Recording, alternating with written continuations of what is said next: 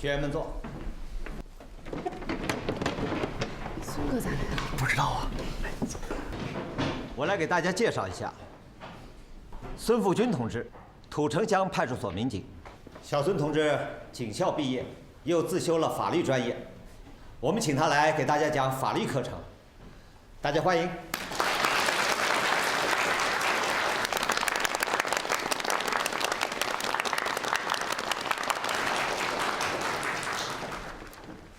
大家一定要认真的听讲，培训结束我们要考试的，成绩优秀的学员将来有了转正的机会，我们会优先考虑。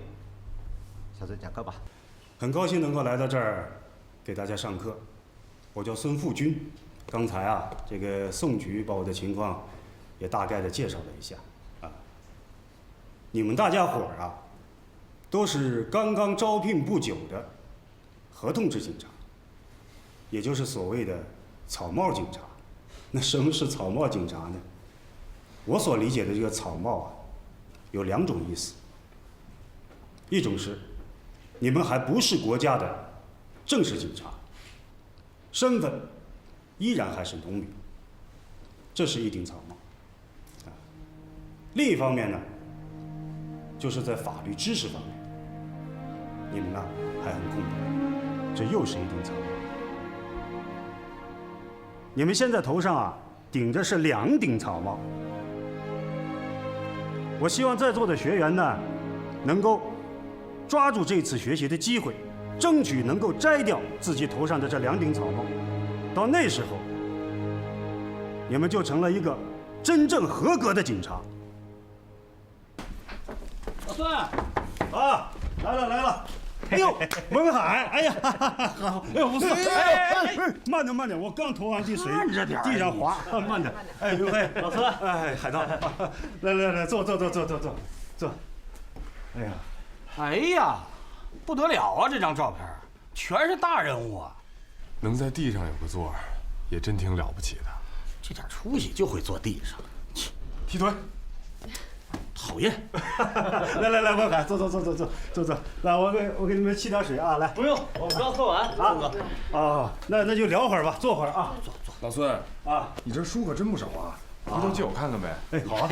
你就不了解我孙哥，我孙哥是最爱看书了，没事就看书，没事净看书了。哎，平时啊就这一点爱好，你说不看书能干啥呀？哎，你们最近怎么样？训练的辛不辛苦啊？心倒不苦，就是命有点苦。怎么搞的？怎么搞的？不摊上个他吗？一天到晚折磨我们。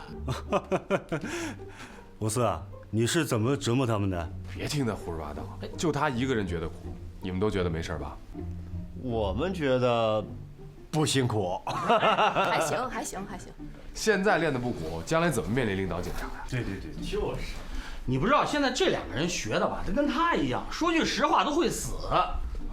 人家现在可牛了，人家现在是教官啊，教官天天带着我们踢正步，踢完正步还让我们，你看刚才让我踢腿，踢什么踢？踢得我屁股直转筋。哎呀，你呀也该锻炼了，太胖了。谁跟你似的，肩膀跟脚脖子到那儿一边粗？你看，他就是臭显摆。对，我显摆。哎，传上了吧？哎，好好练，你们都得好好练啊。哎，我告诉你们一个小道消息啊，嗨。其实啊，也不算什么小道消息，我估计啊，今天下午局领导就能宣布这事儿。就是上面呢，想在咱们县选拔5个人送出去培训，先从你们这批学员当中呢，选一个，要身体好、思想品德好、各科成绩好，年龄呢在23岁以内。等培训完了以后，送到大机关去做服务工作，机会难得啊。啊。大机关，有多大？哎呦，这个就说不好了。我看你们几个啊，条件都不错，好好努力啊！哎，这要是被选上，那可就一步登天了。那是。不过白费呀，我看我们几个都不行，要能选上，那就得留54，他各方面条件都挺够的。那也不一定吧，54当过兵，正步踢得好，但是还有文化考核呢。这方面我们周文海也不差，是不是？啊，哎，文海，你不是有几篇文章在市里的报纸还发表过呢吗？咦，你小鬼，这不值一提，不值一提。你看谦虚了。你听清楚了，就一个名额，那也得是人家拿的。机会均等。不会是中央机关吧？哎呀，这个就说不好了。也有可能是，这个我就不太清楚了。对，机会都挺难得的啊，你们一定要好好努力。努力啊，反正不会是我多胖啊。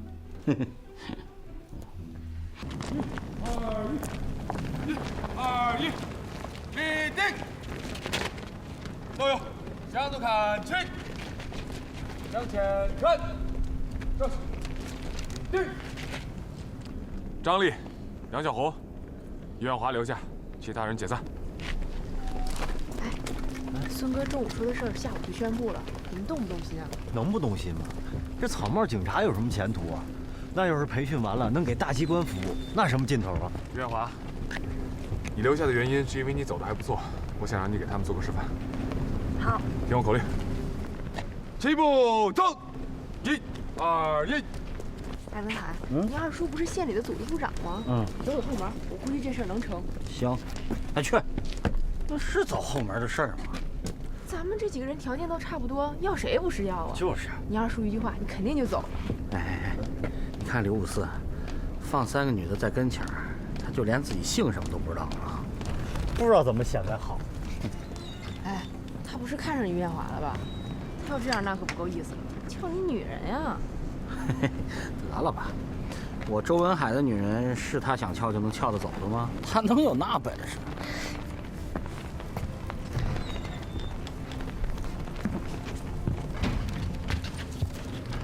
立定，向后转。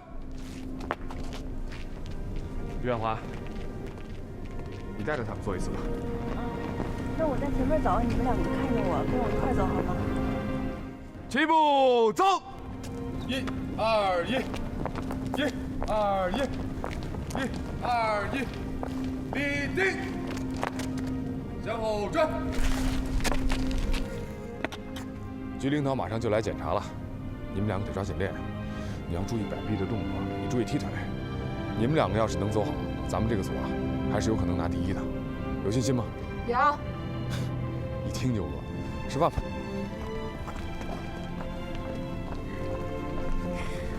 刘四，我听说局领导要来选一个人到大的机关去服务去，这个名额我看是非你莫属了。咱们这80多个人呢，藏龙卧虎的。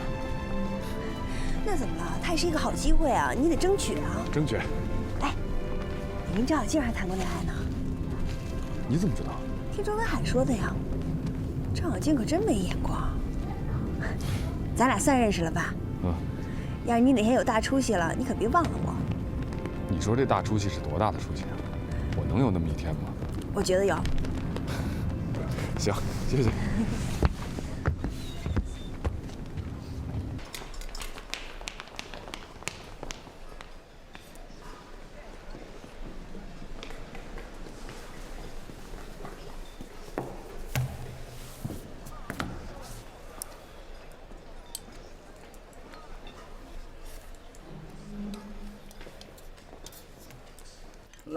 来，都端起来，端起来！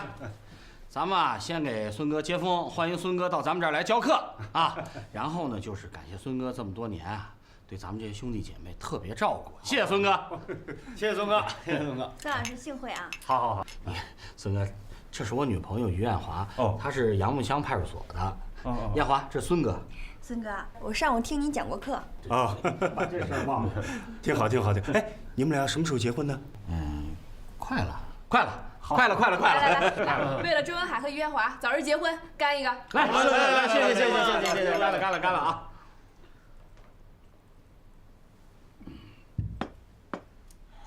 好。哎，那个五四上哪去了？哎，不知道，谁知道他跑哪儿去了？你叫人家了吗？我叫了。我跟你说啊，每次遇到这种场合，我每次都叫他，可可是啊，他每次他都不来。其实要我说啊，孙哥，哎呀，他不来吧，他来了吧，有时候这气氛倒闹得不好了，是不是？你说，都知道他家庭困难，每次我们花着钱买着酒，请他来了吧，就好，最后弄得特别不愉快，就跟谁欠的似的，坐边上耷拉个脸啊，谁跟他说话爱答不理的，也不吃也不喝，他干什么呀？你说他，哎，五四啊，人不坏，他确实平时不怎么喝酒，哎，这我知道。你知道他为什么不喝酒吗？啊，为什么？我给你讲讲啊。我分析啊，可能跟他爸有关。他爸呀，你上村里打听，说刘五四他爸，没人知道。但你要问刘大酒壶是谁，那就没有人不知道的。你想，刘大酒壶是他爸的外号，那他爸喝酒得喝成什么样啊？都酒腻子了，每天早上没睁眼呢，先喝一口酒才醒得过来。你想想，平时手都是抖的，2两酒下去好了，再喝2两高了，喝高了就散德性。哎呦，那德性散的都丢死人了都。你像咱们平时见的喝多的人散德性的见多了，什么样的都有。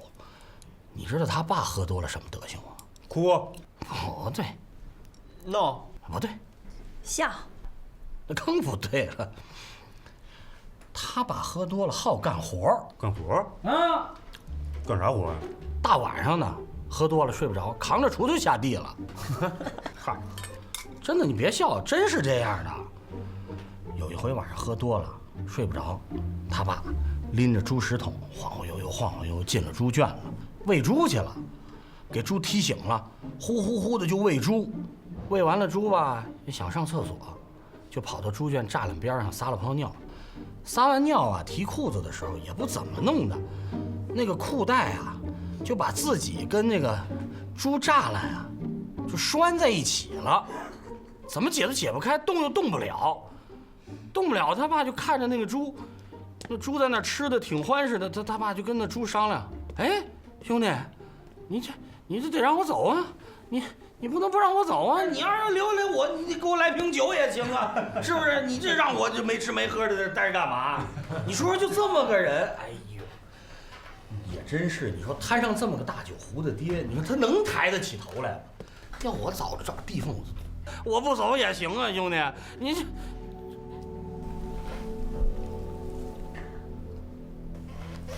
哎，五四，你坐。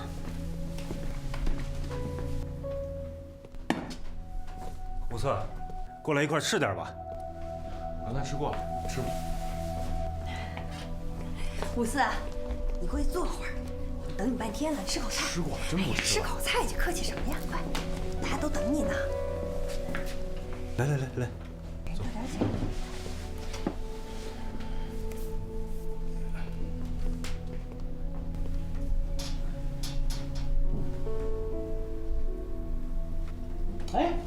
哎，艳华，别坐人家五四的床，人家五四那么爱干净，你坐我这儿来，坐我这儿。没事，你坐吧，我吃饱了啊。这样。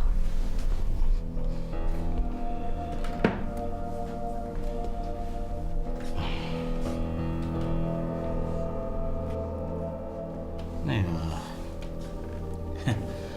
刚才我说你们家那点破事，你都听见了是吗？听见了。那正好，当着大伙的面，你也表个态，我说的是不是事实？是不是事实？要不然好像显得我传瞎话似的。是。对吧？你看，我说的都是事实。来吧，喝一口。我不喝酒。哇，人家不喝酒，来咱们喝，人家就那么格色啊！来，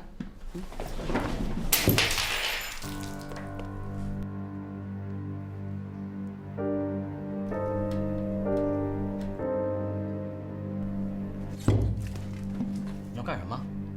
你要干什么？我告诉你，这酒可是我买的啊！你端起来就摔，你要搅局啊你！我是远近闻名刘大酒壶的儿子，怎么了？我爸喝酒我不喝，不行吗？你爸把自己跟猪都拴一块儿了，刘大九湖村里提起来谁不脆痛？呸呸！怎么着？你还想打我？朝这儿来！文海，你来，你冲这儿来，你冲这儿来，别拦着他，别拦着他，让他冲这儿来，我看他敢，你敢！文海，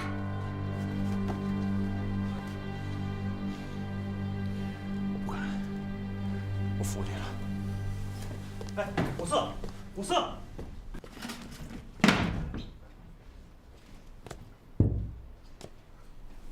东西，搅我的局。你刚才说那些话就是不对吗？他还摔杯子，你没看见？长本事了。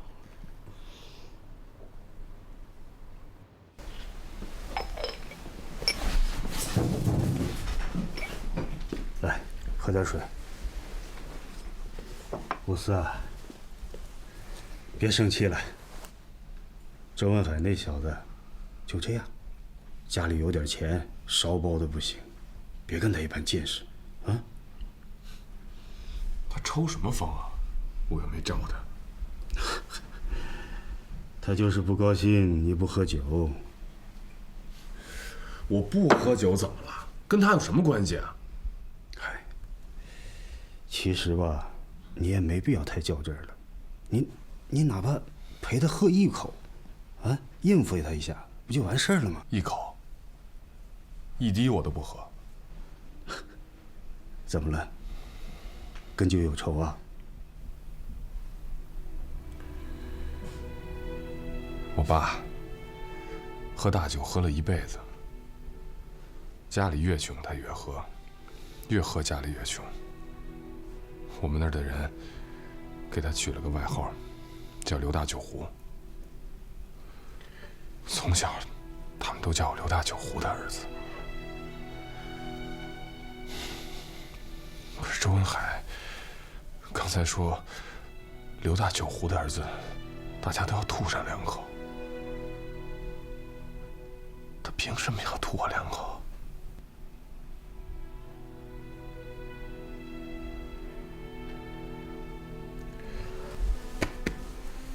我明白了。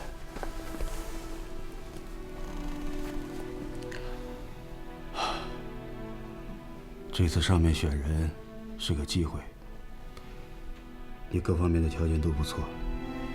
这次如果你能够走出去，对你来说应该是最好的选择。80多个人呢，我没那么好命。我不是说了吗？你各方面条件都不错。如果这次考试成绩你还能够排在最前面，那就很有希望。咱们这次学的是法律常识，考试成绩跟考核有关系吗？不管是哪方面的知识，它对人都是有用的呀。啊，我估计着上面考虑的是通过短期培训就能够考出好的成绩的人，那就说明这个人肯定是一个很认真、注意力集中、做任何事情都专心致志的人。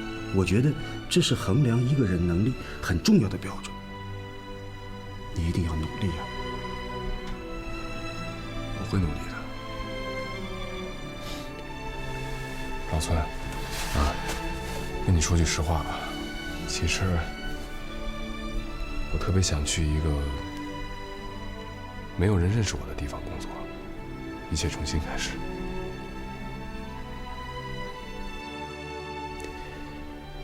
我明白。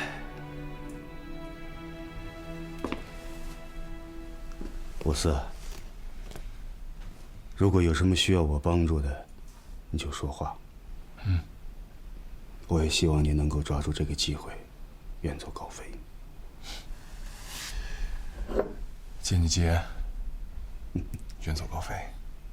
努力。嗯，怎么了？好，我给你对着凉了啊，等着啊。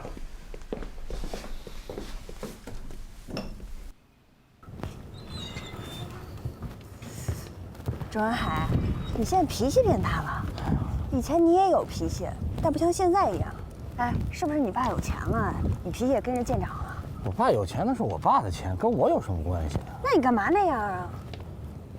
我哪样了？我不就看他不顺眼吗？你看今天吃中饭前怎么了？哦，就把你们3个都留在那儿，显摆什么呀？有几个女的不知道自己姓什么了。我觉得你就是不讲道理了。宋局要来检查，那2个女孩练得不好，他让我做个示范，怎么了？你就嫉妒人家？我嫉妒他？我呸！他有什么好让我嫉妒的？你嫉妒人家练得好，到时候来选人的时候能把他挑走，挑不上你。咱班好几10个人呢，比我练得好的多了，就他比我练得好啊。那你为啥那么对人家呀？我怎么对他了？他还摔我酒呢，你怎么不说？哎，你说人那些话就是不对嘛。我说都是实话呀，他爸就是那样啊。我告诉你，周文海，你别以为你说那些话你脸上有面子，你这样做你更没面儿，你懂吗？行。哎，行，我以后不这样了，行吧？算我错了，行不行？你真知道错了？认了，真认了，绝对认。那还差不多。哎，我跟你说，这次可是个好机会，你得努力争取啊。哼，行，争取。你争取上了，我走了，你怎么办？我怎么办？你还能变心是怎么的？那可不好说。啊，我都到了大城市，漂亮姑娘可多了，万一我看上别人，或者别人看上我。你也不照照镜子，你能看上别人，别人能看得上你吗？也是，能看上我的也就你了，是吧？哎，说认真的啊，就咱俩的事儿啊，我是这么想的，就算有一天啊你变心了，我都不会变心，真的，还不说你没变心，是吧？而且呢，我觉得你严格要求我也是对的。你想，我有出息了，你不是脸上也有光吗？对吧？臭样！哎，这样，我想明天呀，咱俩一块儿去一趟我二叔那儿。去那儿干嘛呀？走后门啊？不是，我二叔那个人啊，组织性、纪律性可强了，真的。但是呢，话也说回来了，你说我要真的是争气了，各个方面都挺优秀的，回头他不是一句话的事儿，也就顺理成章嘛。你二叔是我爸的老同学，他跟我爸关系可好呢。嘿，肯定的，你一去了，他肯定高兴。哎呀，侄儿媳妇儿来了，哈哈，给咱做一桌子菜。谁是你媳妇儿？臭没劲儿的！我还不承认呢，看我不亲你一下，你不承认？穿着制服呢，你瞎闹什么呀？这什么制服啊？就是个草帽警察，你还瞎认真？草帽警察，你警察，你还看你多不好！你在这儿喊人了！咱正常谈恋爱。刘四，哪儿刘四？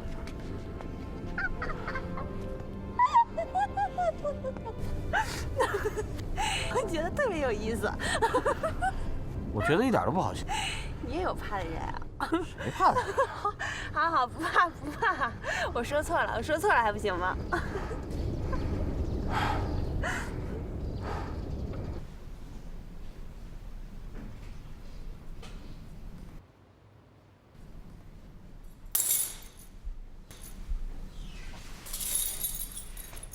五四，哎，这么晚了还学习啊？早点回去休息去吧。还有1章，马上就复习完了。哦。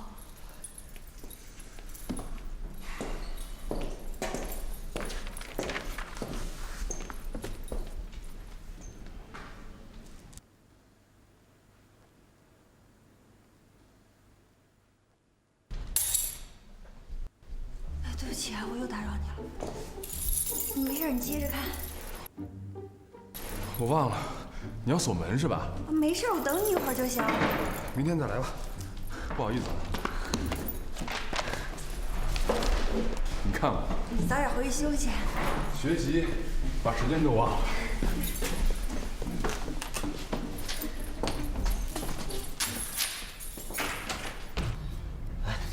那刚才周文海和于艳华请咱吃饺子，你怎么不去呀？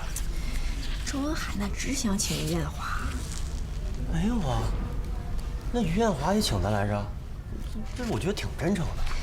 那于艳华是只想请人家刘五四去，又没想请咱。啊？没看出来啊？这关系太复杂了，我真看不出来。哎，我真饿得不行了，走走走，我请你吃饺子。请我啊？啊？那叫刘五四一块儿。哎呀，别叫他了，他不能去。那我又不是你女朋友，你叫他一起去。行行行，事儿可真多。五四，哎，走，我请你吃羊肉串去。你们去吧，我这还没挑完呢。啊，那行，走吧。你们先吃，我一会儿去找你们。不能去。羊肉串，新疆的羊肉串啊！不香不要钱啊！大家快来尝一下啊！朋友，哎，新疆的羊肉串尝一下吗？来羊肉串。哎，多少钱啊？不用问，我请客。哎，周海，你这人太没劲了，好好又生气了。我不就是说叫你同事一块儿吃个饭吗？干嘛呀？太多了。你说这刘五四是真没钱还是不合群啊？我看是真没钱。你看咱每次上食堂，花钱花最少就是他。每次出来也没少让他请客呀。人家不像你似的，老跟着蹭吃蹭喝的。我这不请你吃羊肉串了吗？你不就请我吃一回？哎，你说这刘五四、于艳华和周文海，他们之间什么事儿到底？真有意思啊！嗨，别老管人家闲事儿，就别老跟人瞎掺和就行，别老跟人添乱。那不是你说的吗？我说什么了？我是因为这事儿吗？我是因为我二叔。因为你二叔你就更不对了。你两口子岁数那么大了，留你吃个饭一点面子都不给，说走就走，哪有你这样的？我就不吃他的饭，我就不给他面子了。怎么了？人家是长辈，你不能这样。长辈啊，长辈就该跟我那么说话，就该打官腔。什么？啊，我们知道了。只要你哥哥成绩都优异，表现都好，我们会替你说话的。跟自己家人那么说话有意思吗？你觉得有意思吗？我觉得你这人太逗了。咱们俩之前怎么说的啊？只要你各门成绩都好，再加上你二叔帮忙，这就是板上钉钉的事儿了。现在人家也是那么说的，你怎么就不愿意了？我说可以，他说那就叫打官腔，就是没意思。下回你就有点眼力劲儿，你看清楚了怎么回事儿，别让你去你就去。行行，我以后跟着你，行吗？你真得跟着我，你看你每次叫你，你都往上上，你去什么呀？人家是真诚的叫你吗？我觉得是。人家就让一让。你怎么让了？人真诚的叫我来着，我怎么美了？哎，你们两个嘛，不要吵了。哎，我这个地方吃烤肉串嘛，要静下心来啊，那个烤肉的香味嘛，才到心里面去了。我们新疆好地方呢。文海，那是不是你二叔啊？他什么人你不知道吗？他可是出了名的讲原则，对不对？而且我告诉你啊，如果你成绩好，你二叔能帮得上你；如果你成绩不好，谁都帮不上你。烂泥扶不上墙这事儿你懂吗？啊，我就是那个烂泥呀，我就扶不上墙了。我就是打个比方，你这人怎么那么着啊？跟你说不通了还。给你加点醋。那好，我最爱吃醋。我就知道你爱吃醋。知道你以后就得注意点，别老让我吃醋。饭吃吗？不要，嘴里有味儿，耽误事儿。耽误什么事儿啊？万一待会儿有点节目呢？困啊！别笑了，跟你说正事儿呢。既然你二叔这个路子走不通了，那接下来你就应该认真学习了，你知道吗？你必须努力再努力，你都不一定能考上。你知道为什么吗？昨儿都几点了？我去教室锁门，人家刘五四还在那儿学习呢。我站半天，他都没发现我。你得有他那股劲儿才行，你知道吗？你就肯定能考上。你又不笨呢，长那么大一脑袋。行，这事儿啊，我也想明白了，靠谁都靠不住，我只能靠我自己了。我拼了，我就跟刘五四拼了。你说，当初派出所招我们几个的时候，一块儿考的试，刘五四第一，我第二，我就差他3分，我照他哪儿差了？我只要努力，我就不信了，我肯定超过他。我让你们看看我到底是不是烂泥，扶不扶得上墙。就是喜欢你这股劲儿，真棒。吃。真的？你看你瘦的，吃。我妈也这么说。你看，我跟阿姨想一块儿去了。这是韭菜的，你多吃点。啊，韭菜不能吃，吃完牙上会粘那个，耽误事儿。你还吃不吃了？啊，你挺大一脑袋光想这事儿了是吧？4块1。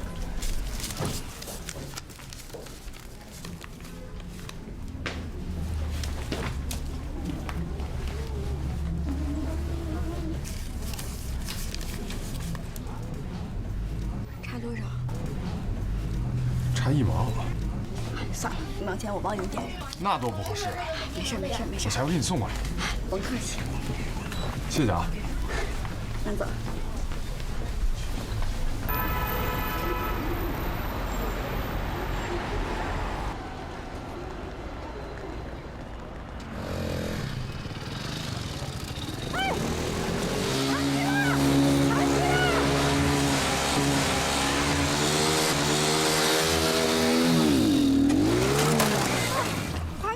放手！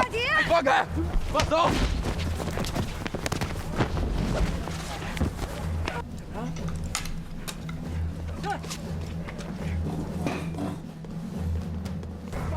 按住他！按住他！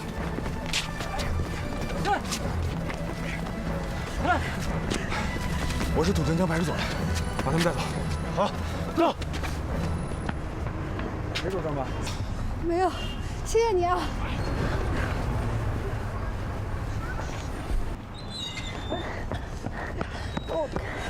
怎么了，大姐？没事儿，多亏那小伙子。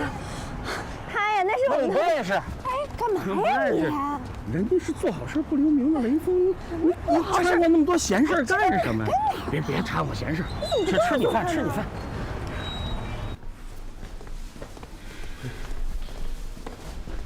都没人了，还有饭吗？哎呀，怎么才来啊？就你一人啊？哎，五四刚回来啊？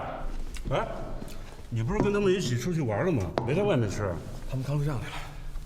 嗨，就剩咸菜了，你先来我这儿有，一块吃。来，不用，来，别。咱食堂的咸菜腌的好吃，比我妈腌的都好。哎，你这脸上怎么了？怎么有伤啊？刚才上街碰上俩小痞子，对一女的耍流氓，我就给他们收拾了。呵，英雄救美，什么美不美的？你说我没看见，白救了不是？白救也得救啊！是。哎，一会儿去打篮球去吗？行啊。送谁啊？就咱俩。你行不行啊？嗨，活动活动嘛，有啥行不行的？来，吃菜，来。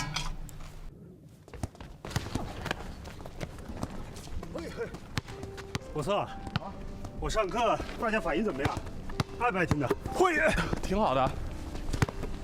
啊，不犯困，不犯困也算是个标准。那可不。有的同学跟我说，听别的老师上课，都趴桌上睡着了，只打呼噜啊。老师就在那儿说，打呼噜回家打去啊。这不是猪圈。骂的也够狠的啊！嘿，我说啊，我最近发现你每天晚上都学习挺晚的。其实啊，你也不用太着急。喂，过2天复习材料就发下来了，到那会儿你再攻一攻，还来得及。哎，看见没有？这刘武四跟孙富军走得很近啊。孙老师可喜欢刘武四了。喜欢顶个屁用！他孙富军比咱们强不了多少，也就是个小警察。再喜欢刘武四，他能把刘武四带到大城市去。哼！哎，我发现你这个人说话吧，你这是嫉妒是怎么了？我发现你怎么老向着刘武四说话？哎，行，我向着他行吗？我向着他，我就向着他了。哎呀，你讨厌，你干嘛呀？也许风霜雨雪，也许碧海晴天，心在沉浮之间，丝毫不曾退却。回头看过去的岁月，我追寻的梦很远，却站在新的起点。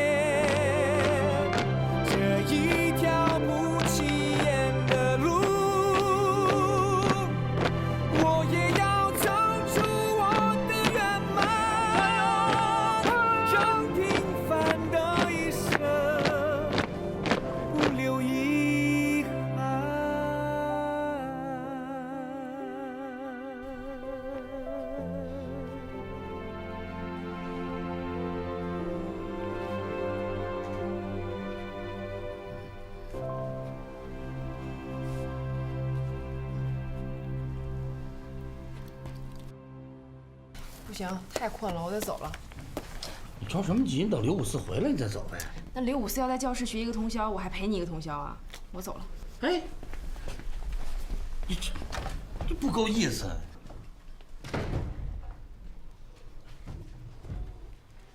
开门！哎，刘五四回来了，就知道刘五四。哎呀，哎呀，刘五四什么时候回来啊？他不回来了。拿着。哎呀，提问。提什么啊？提问？你要学啊，你自己学吧。我困得我眼睛都睁不开了。我可得睡了。有目不可雕也。没出息。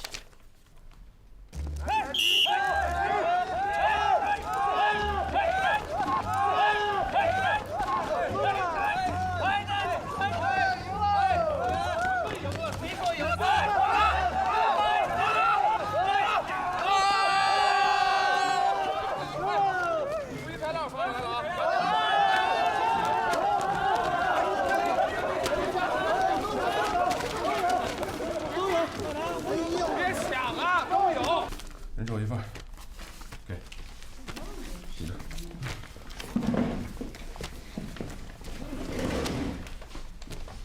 这么多题，这能记住吗？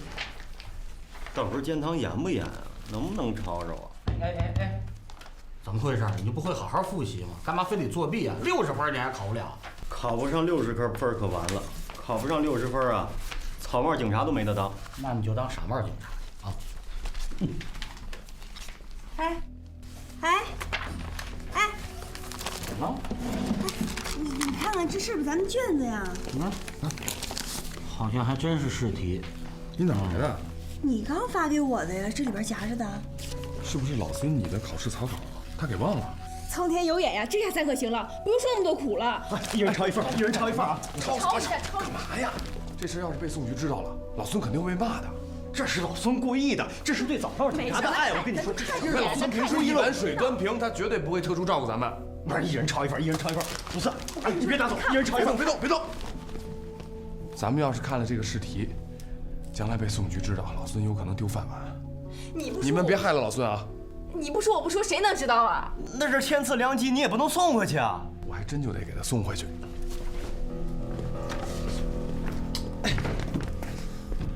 我说老周，你怎么也不说句话呀？我说什么呀？人都走了，说什么呀？刘五四脑子是不是进水了？这天赐良机，他还给送回去了。你们啊，想法太简单。什么意思呀？哦，那刘五四说送回去，就那么干送回去了。谁能保证他不在路上看一眼？谁能保证他到老孙那儿，老孙不让他看啊？哎，别瞎说八道啊！人刘五四不是那样的人。你太单纯了，等着吧，考完试就知道。考试马上就要开始了啊！现在开始发卷子。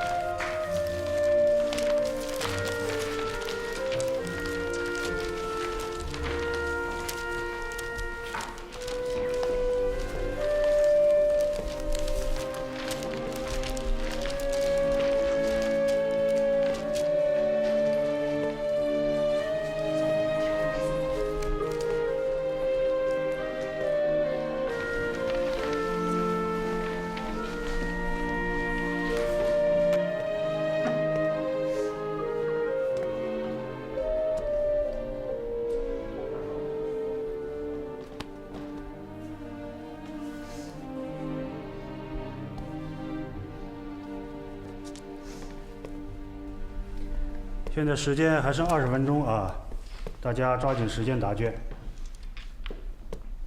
如果有答好卷的同学，就可以现在交卷了啊。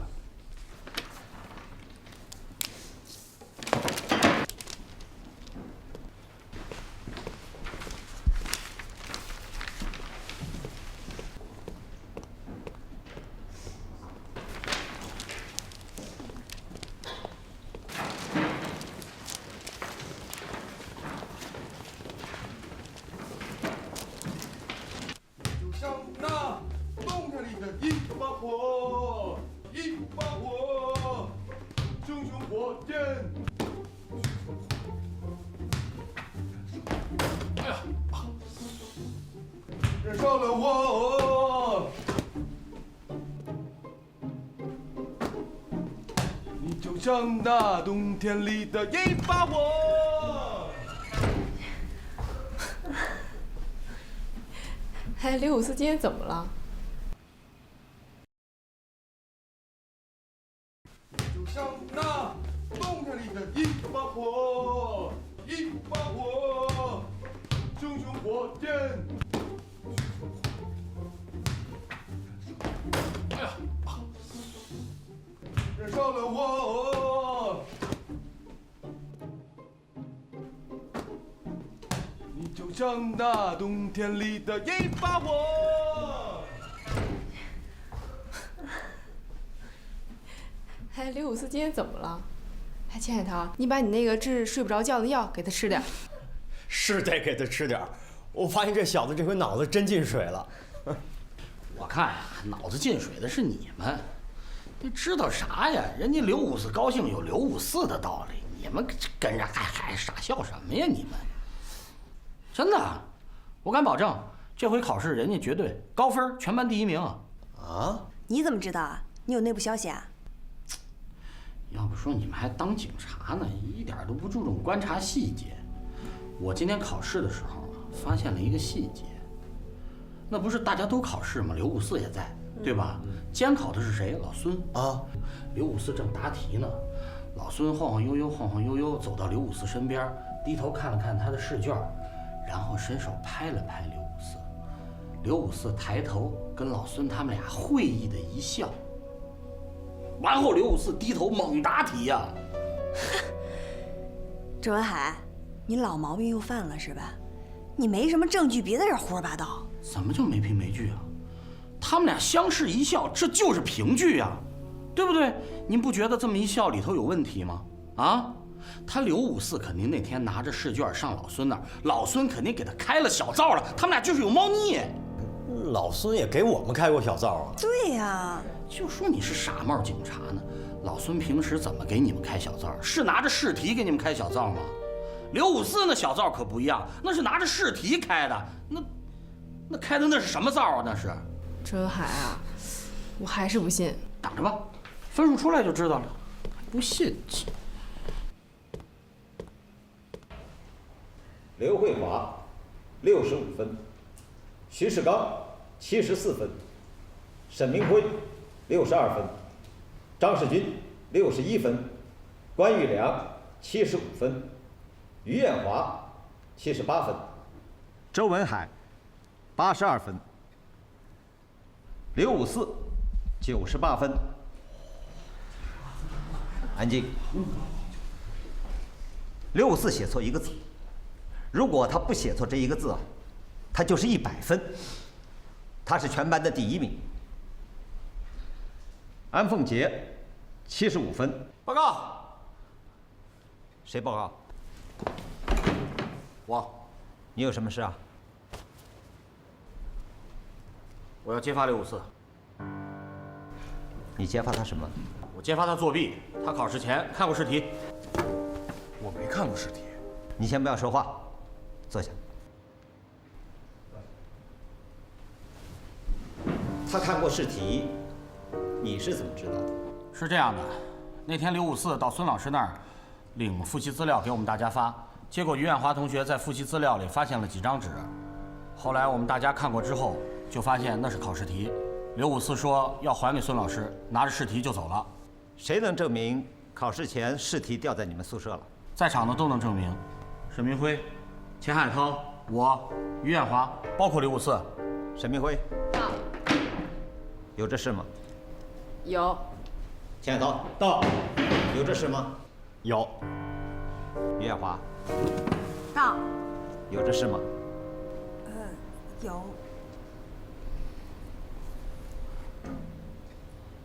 你们坐下。试题在考试前掉在你们宿舍，这已经被证明。可你怎么证明刘五四看过试题呢？宋局，您也说了，要不是因为刘五四写错了一个字儿，他就能得满分100分。可是全班除了刘五四，其他的人最高的分也没有超过85分的。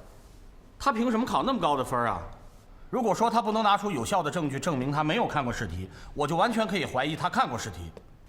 刘五四，到。那天你把考卷送还给孙老师了？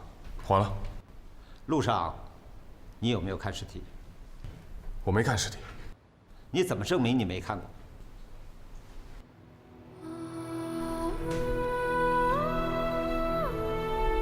我不能证明。宋局，我可以说2句吗？好，你说吧。考试题是我拟的，由于我的马虎，我将考试题加在复习材料里发了下去，结果这个试题草稿就传到刘五四他们宿舍里。复习材料发下去不久，刘五四就将试题草稿给我送了回来。在这儿，我必须实事求是地讲，以我对刘五四的了解，他应该是没有看。可是孙老师，即便您这么说，你也不能完全证明刘五四在去您那的路上没有看过试题吧？我就是没有看试题。证据，拿出证据来。我怎么向你证明啊？那你就是看了。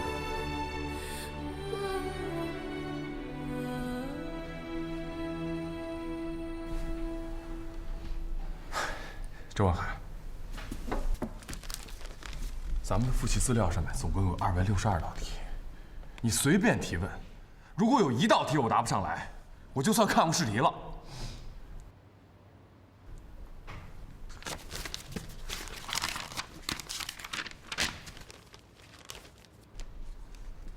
第9题，行政法的调整对象是什么？行政关系和监督行政关系。第38题，警察在办理治安案件过程中，遇有下列什么情况之一的，应当予以回避 ：A 是本案当事人的 ，B 是本案当事人的亲属的。行了，这道题的答案是 A 和 D。第56题，公安机关及其人民警察在办理治安案件时，应当遵循什么原则？依法、公正、严格、高效。第180题，治安管理处罚法保留行政拘留暂缓执行的目的是什么？1. 为了使被拘留人更充分地行使法律赋予的救济权。2. 为了防止和避免因错误被行政拘留被执行，以及给被拘留人造成的无法弥补的精神损失和损害。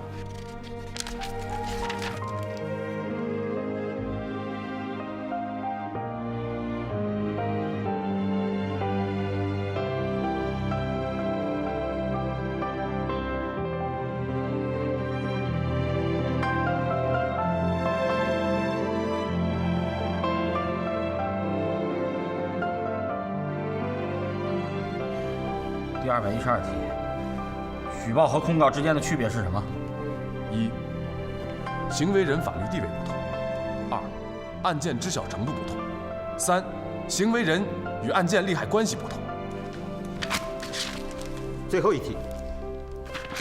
好，这一题，公安机关在办理治安案件行使检察权时，必须严格按照哪些要求进行？1. 检察权行使对象必须是触犯治安管理条例的有关人员、物品以及场所。2. 在检查时，人民警察不得少于2人，还要出示县以上人民政府以及公安机关开具的检察证明。在有必要当场检查的情况下，要出示工作证，才可当场检查。3. 检查公民住所时，必须出示县以上人民政府公安机关开具的检察证明。4. 检查妇女身体时，要由女性人员进行。回答完毕。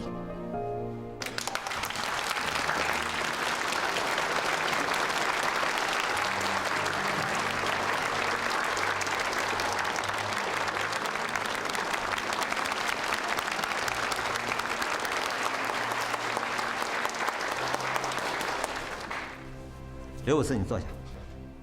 是。周文海，你还有什么话说啊？没有，我服了。考试之前试题遗漏过，周文海的质疑没有错。刘五四通过他的回答，向我们证明了，在培训班期间，刘五四学得扎实，记得牢，理解的也透彻。他为我们这班的学员啊，树了一个好的榜样，我们大家都要向他学习。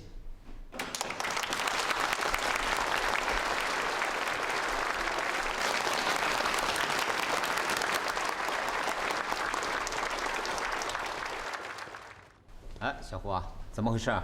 宋局，这位女同志说，上个礼拜她去银行取钱，然后出来就被2个歹徒劫了。一个年轻人见义勇为，制服了2个歹徒，并帮他保住了这些钱财。他今天来呢，就是来寻找这个年轻人的。哎，你怎么找到这儿来了？局长，是不是耽误你们事儿了呀？没事，你说吧。啊，是这样的，我拿回我自己的包以后呢，一回头发现帮我夺回钱财的年轻人不见了。我到处打听，可是谁也不知道那年轻人是哪的人。幸好啊，我有个邻居在那附近的书店卖书，我一说起这事儿啊，他说他知道，还说他在党校参加了一个培训班，这不我就找来了。你是说，你要找的那个小伙子，就在我们这群人里？党校不就你们这一个培训班吗？是啊。那他应该就在这些人里面。那你看看，谁是你要找的那个小伙子？我不认识他，我本来想把邻居叫过来，可是他今天有班儿，来不了。你们谁是他要找的人呢？给我站起来！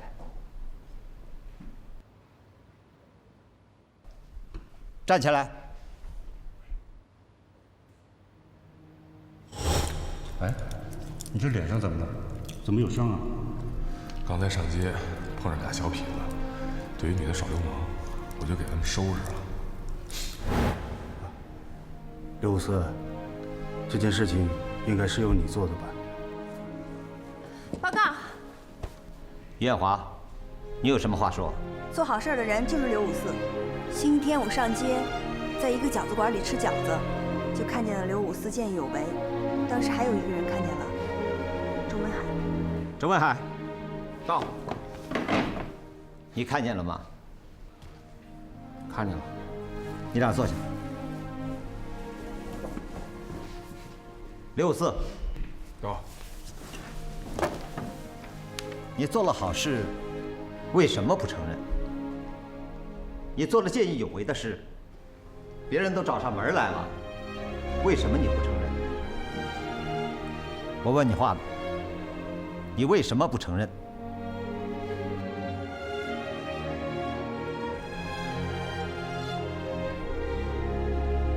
刘五四，你为什么不承认？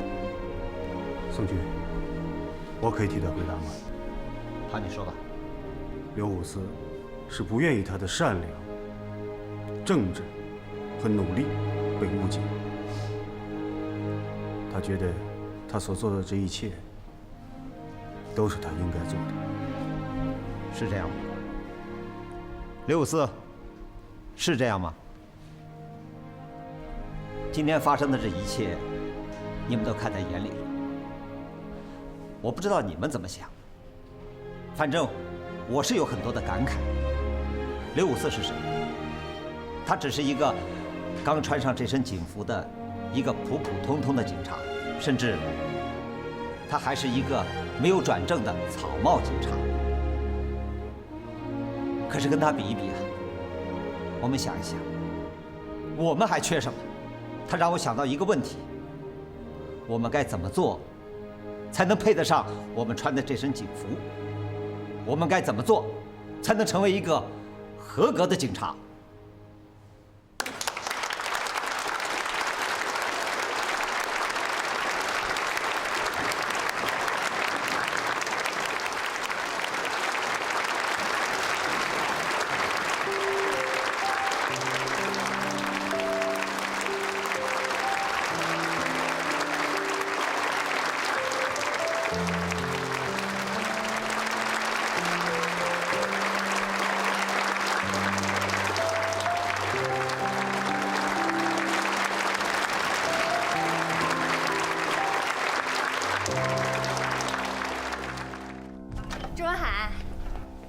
刘海，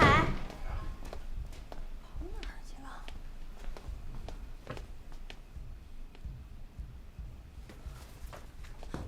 周文海，周文海，哎呦，我叫你半天怎么不说话呀？装什么死狗？吓死我了！说什么呀？还生气呢？没有。我今儿说的你哪儿不对啊？你这样做就是不对。你说你们俩又是同事，又一块儿来培训的，你当那么多人揭穿人家，人怎么看你啊？怎么不对了？我就是想不通，我怀疑他哪儿错了。他突然考那么高的分，我怎么就不能怀疑他？因为连宋局都说了，我怀疑他没错。结果怎么样呢？是不是给自己下不来台了？啊？刘五四平时学习就挺好，考试那2天人家见天复习到半夜，成绩好是应该的呀。再加上人人品，人家肯定干不出那种事儿来。人品？刘五四啥人品？刘五四啥人品啊？你傻了？他什么人品你不知道啊？你跟他这么长时间同事。我不知道，我不知道了。我怎么觉得你比我还了解刘五四呢？你怎么说话老带刺儿啊？我才认识他几天，我比你了解刘五四，真奇怪。我说话怎么带刺儿啊？我倒觉得你从哪一进屋跟我说话就带着刺儿的，没有一句话是向着我说的啊！要不就说我怀疑他错了，要不就说刘五四学习好了，要不就说他人品好了啊！最关键的，哎，你还站出来给他作证，我怎么发现你现在不仅比我还了解刘五四，而且你还，而且什么呀？你说什么呀？你自己知道。我知道什么呀？周文海，你别在这儿阴阳怪气的，有什么你就说出来。你不就是嫌我给他作证了吗？我有什么错？我只是把事实真相说出来，我错到哪儿了？我告诉你，与其说我给他作证，还不如说我为自己解脱呢。解脱？你解脱啥了？你解脱？那天是不是咱俩亲眼看见他追歹徒了？我当时就想给那个大婶作证，说谁救了他，就你不愿意，你捂着我的嘴往那个马路牙子上拉。你还跟我说别告诉他，别告诉他，弄得我回来之后一宿没睡好觉，我这心里面堵得慌。我今天说出来，我可算是敞亮了。行，你们都是好人，你们都是好人，就我是混蛋，我天底下最坏的坏蛋，是吧？你们最正直了。正直有什么不对吗？我正直错哪儿了？我觉得不对的应该是不正直的人吧。我发现你怎么着？你还想打我呀？你现在是不是我媳妇儿？你要真成了我媳妇儿，我早。周文海，我今儿可算看清你是什么人了。我什么人？我什么人？你什么人？你心里没数吗？我没数。我告诉你，你就是一个自私自利的卑鄙小人。行，我卑鄙，谁好你找谁去。刘五四好，你找刘五四谈恋爱去。你找刘五四谈恋爱去，好好谈去。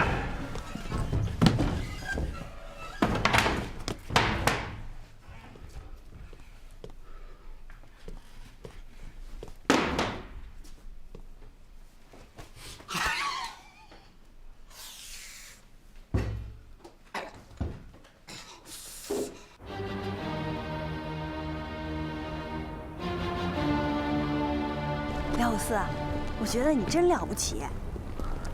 有什么了不起的？周文海都对你那样了，你也不生气？人家怀疑的有道理。那天你们也看见了，我拿着试题从宿舍走到教学楼有300米的距离，我有足够的时间去看。我挺感谢他的，他给了我证明自己的机会。我觉得你挺棒的，那么多试题你都背下来了呀。只要努力，谁都能做到。我觉得你是一个有梦想的人。怎么突然聊到这个？我看过一本书，书上写呢，有梦想的人才会对自己有要求。只要有梦想的人，对自己才有要求。这话挺好。我的梦想很简单，就是做个有用的人。什么叫有用的人啊？对自己，对家人，说的大一点儿，对国家。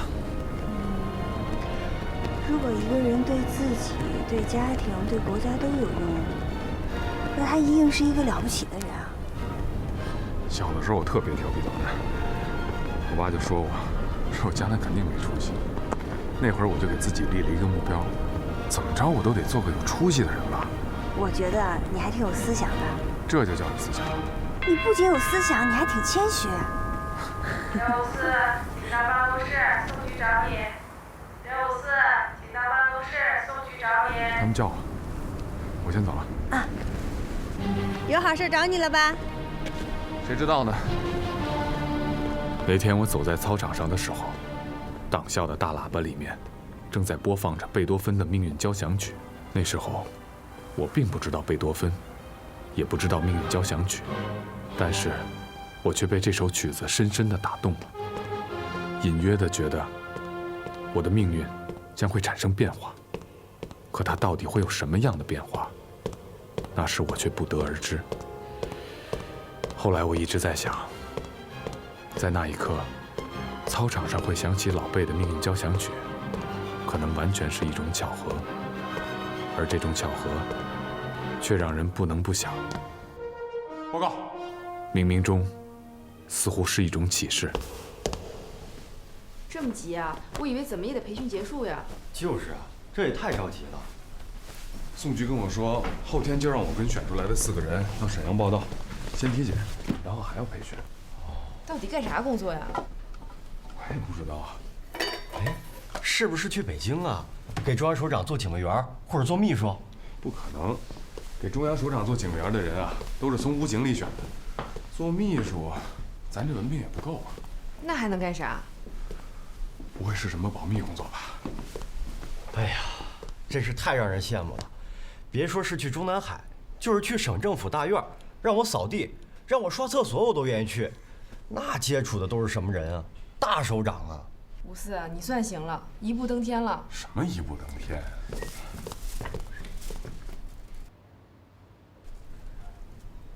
咋了？没怎么，我要走了。去哪儿啊？先回家里跟父母打个招呼，然后再去组织上把关系转了，后天报道了。哦。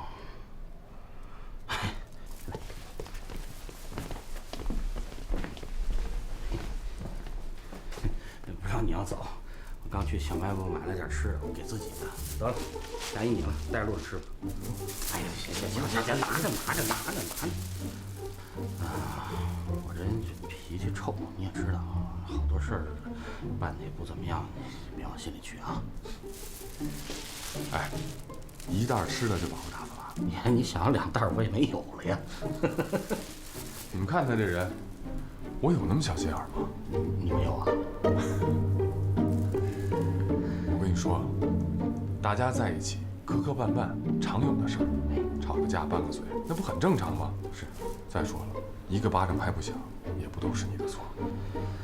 哎，行，真不恨我？我不恨你，我还想你呢。真的。眼看这就要走了，海涛、明辉，还有你，我将来都会想你们的。哎，大家在一个宿舍住了这么长时间，缘分呢？是。那我走了。行，那我们送你。啊，不用了。哎呀，必须得送。送。哎，真送啊！谢谢。哎，老孙，你们这是要干啥去？大家说要送我。哎，54，你着急走吗？有事儿啊？那这样的话，我们要不要先到钟所长家去看一下？咋了？他爱人去世了。老孙，钟所的爱人得的什么病啊？尿毒症，我也是刚刚听说的。他爱人得这个病呢，已经有3年多了，跑了许多地方去治疗，还是没能保住。唉，钟所长这个人呢，就这样，家里有再大的困难，从不对人说，也不向组织上提任何要求。那钟所长他爱人是干啥工作的？他爱人原来是在百货批发做会计，后来是因为单位效益不好，开不出工资来，他就自己开了一家卖豆腐脑的小店。他家里几口人啊？他有2孩子，还有父母。他父亲呢得了脑血栓，半身不遂的，一直瘫痪在床。他家里负担那么重，怎么也没人知道呢？就是。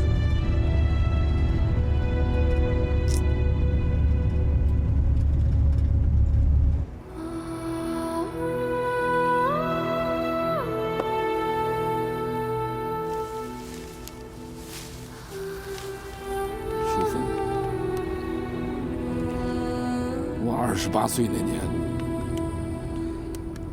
你嫁给了我。娶你的时候，我们只有2只箱子和1张饭桌。我们租了1间房，一到冬天，屋里的墙上挂满了霜。挂在绳上的毛巾冻得比萝卜干还硬，可你从来没抱怨过我。你对我说，嫁给我之前就知道将来要过什么日子。后来我们日子好过了一些，我又调到了乡下派出所去工作。在乡下一干就是10年呢。这10年，家里全靠你一个人，你既要上班，还要带孩子。这些年我父母有病卧床，你又得照顾老人。那阵子，你们单位发不出工资。你开了个卖豆腐脑的小摊儿，起早贪黑，想多赚点钱，供孩子上学，补贴家用。淑芬，你太累了，你该歇歇了。我想跟你说一句，谢谢你陪伴我这么多年，对不起了。对不起。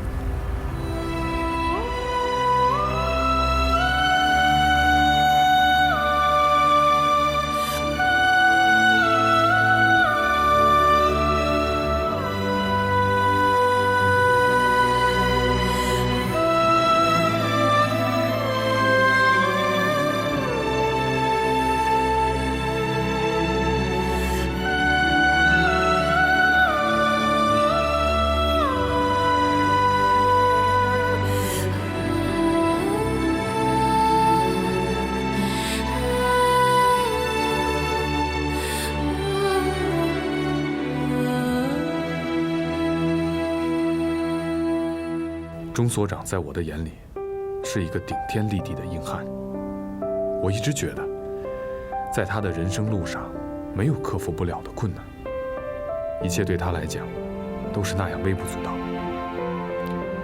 但是在那一天，我才知道，在他强壮的外表之下，包裹着和普通人一样的人生痛苦。他经济上并不富裕，他承担不了全部的家庭责任。他的父亲常年卧床，他的妻子病重，他不能给儿女充分的父爱。但是，没有人能看得出来，他的内心是多么的沉重。他给人的感觉永远是果断、坚强、胸怀宽阔，而又亲切和蔼。他是一个真正的男人。与他相比，我的那点人生委屈和不幸，实在不值一提。那一天我明白了，当你面对人生一切不幸和磨难的时候，你都要挺住，把它踩在脚下，往前走，永不回头，才能成为一个真正的男人。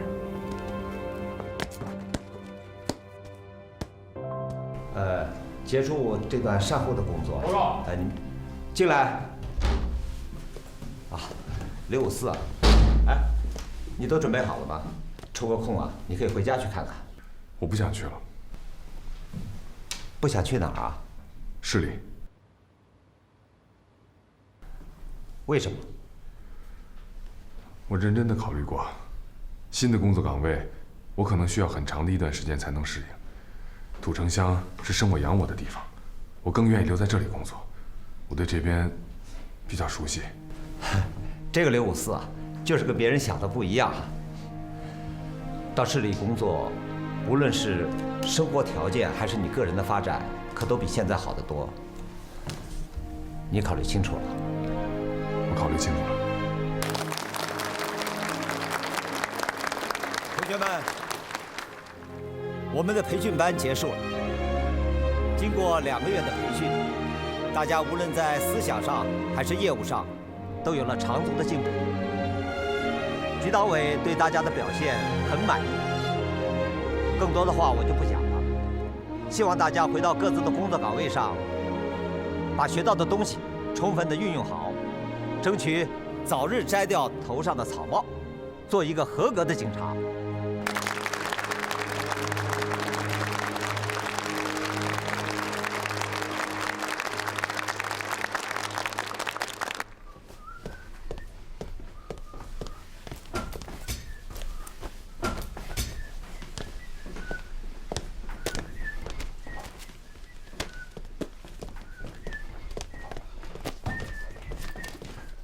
文海，我看那边女警察都要走了，你不去送送于艳华？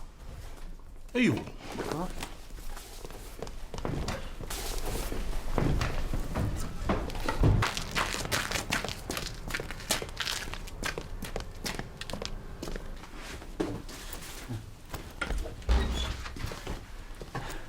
那个于艳华呢？于艳华走了。啥时候走的？刚走，有3、5分钟了吧？哦，好。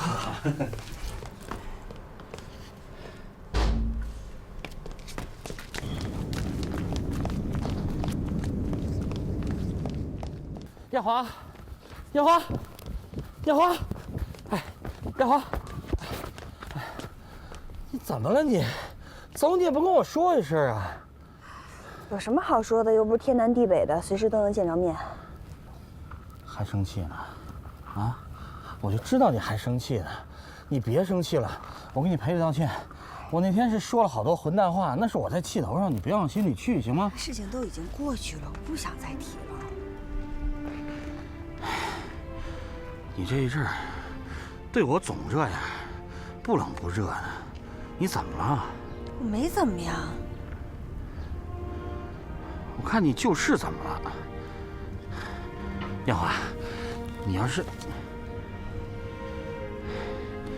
心里头有什么想法，你痛痛快快的告诉我，你别让我这心老悬着，好吗？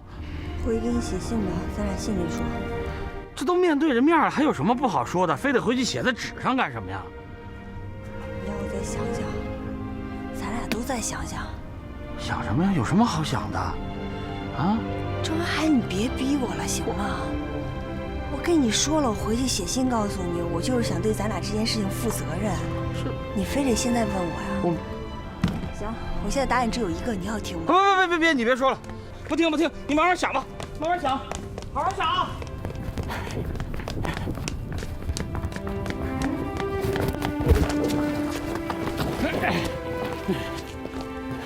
对不起啊。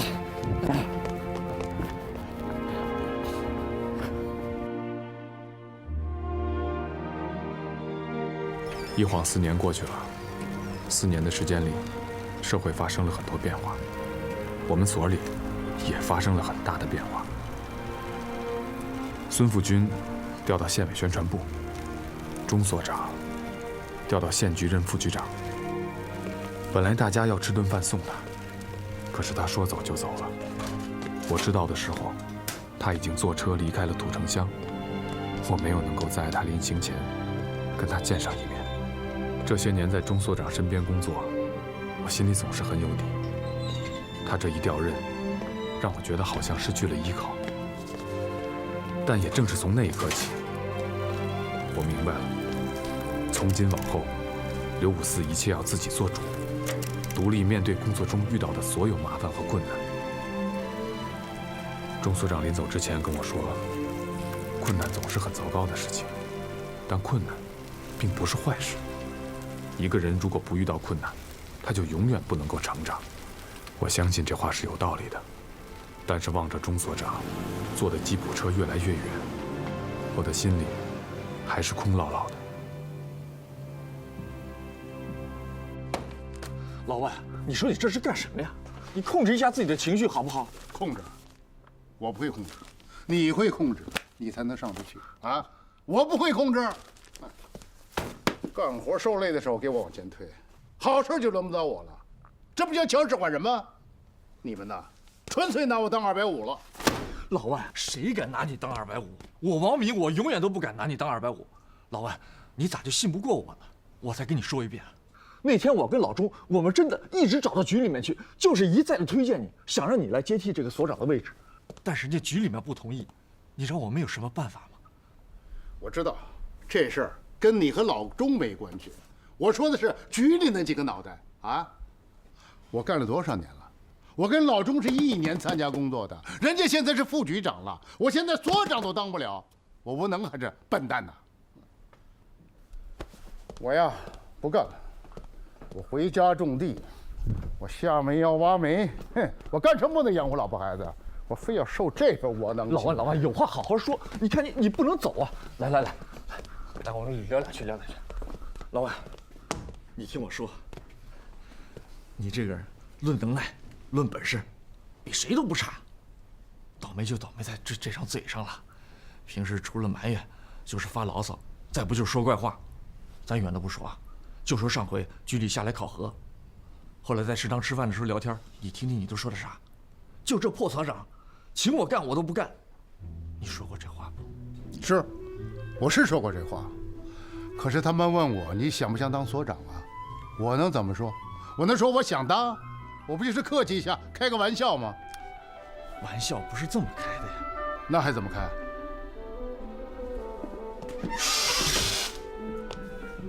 老万，当时大家聊的是工作，大家聊工作的时候你开玩笑，那了解你的人行，不了解你的人就以为你说的是心里话呀。谁不了解我？谁不了解我？就局里那几个烂脑袋瓜子，他们不了解我？哪个烂脑袋瓜子都能决定你的命运，谁愿意听你这么说话呀？哼，爱听不听，我就这么说了。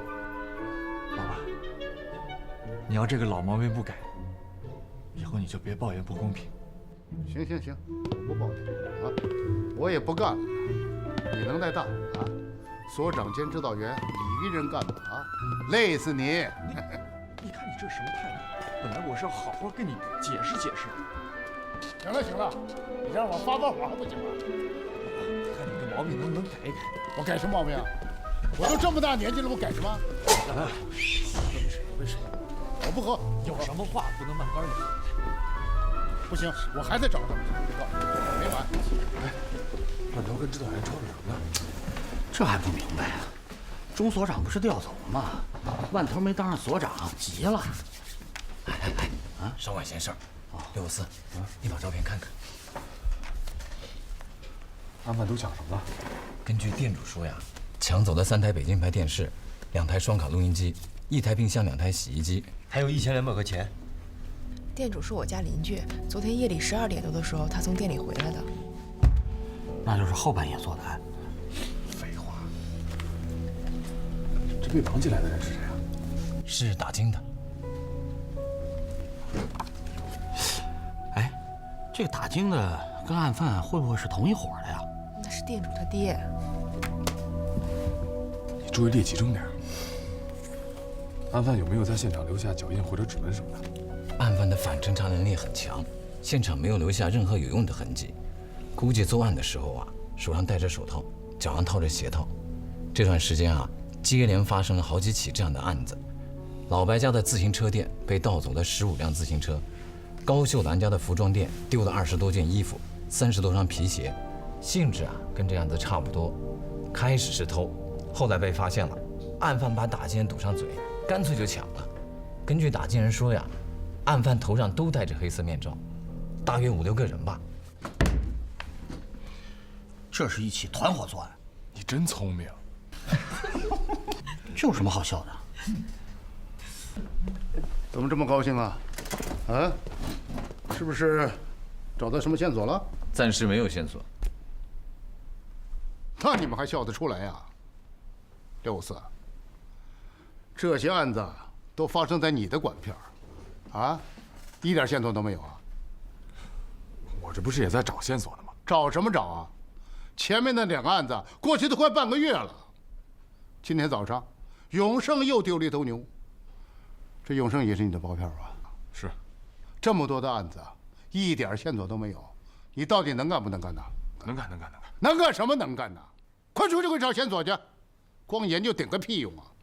这团伙再不断掉啊，就集体辞职，都回家种地去。哎，算了，别往心里去。他这不是心情不好吗？他心情不好也不能老让我回家住。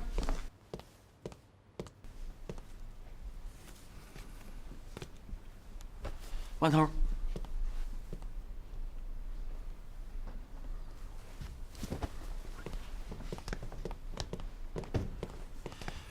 万头有时候说话不够全面。其实你除了会种地，最拿手的是喂猪。对，是吧？啊，来搂搂搂搂搂搂。去，谁跟你搂搂搂？我今天心情好，我不跟你计较。哎，你知道吗？于艳华调到咱们乡团委工作了。调回来干嘛？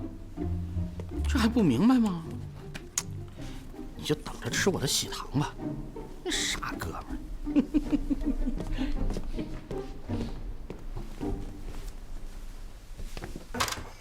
哎呦，撞坏了，玩什么呀？啊，那么不听话呢？哎，你孩子，你和他较什么劲啊？大宝，使劲撞啊，使劲撞，撞坏了爸给你买新的，使劲撞。败家子儿，跟你爷爷一样。哎，注意素质啊！说孩子，别说我爸啊。你爸真不是个东西，快70的人了，把你妈给离了，找一个小媳妇儿还手拉手满大街溜达，要不要脸呀？脸皮那么厚啊！不是那，呸，恶心死人了！哎呦，那是我爸，我能怎么着他呀？这老爷子高兴不就完了吗？我还告诉你，你别以为你们挣几个破钱就了不起，在外边招花拈草，你要被我发现了，我非把那女的薅成秃尾巴鸡不可，把你那矿再炸了。也许月落无声，也许花开无言，却从未改变四季的流转。